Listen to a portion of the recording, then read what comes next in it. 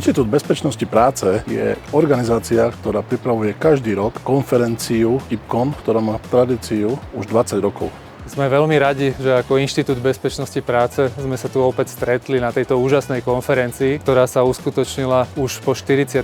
krát a aj účasť na tejto konferencii opäť narástla. Spomedzi všetkých konferencií, ktoré navštevujem v oblasti BLZP, jednoznačne táto vyhráva. Jedna vec, že už má svoju tradíciu, svoju odbornosť a je tu vždycky strašne veľa nového, či už nových technológií, no a teda je tu aj strašne veľa nových vystavovateľov.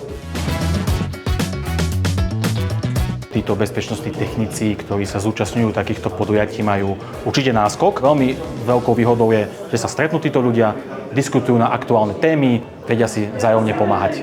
Niektoré tie špecifikácie nás svojím spôsobom ako keby od seba vzdialovali a my sa potrebujeme naopak spájať. Za mňa teda takéto podujatie má vždy zmysel.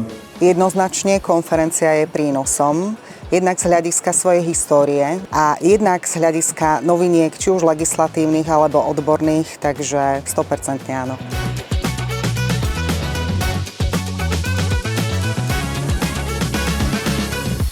Ja môžem konštatovať, že ku nám na tieto akcie chodia ozaj skúsení bezpečnostní technici. Chodia ku nám rôzne skupiny aj od zamestnávateľov, aj zamestnancov, ale tí, čo ku nám chodia, a to mi robí najlepšie, sú tí, ktorí ozaj vedia, dlhé roky pracujú v tejto oblasti a aj tak chodia na naše akcie sa stále vzdelávať a dostávať tie informácie, stretnúť sa, čiže pre mňa je to niečo úžasné.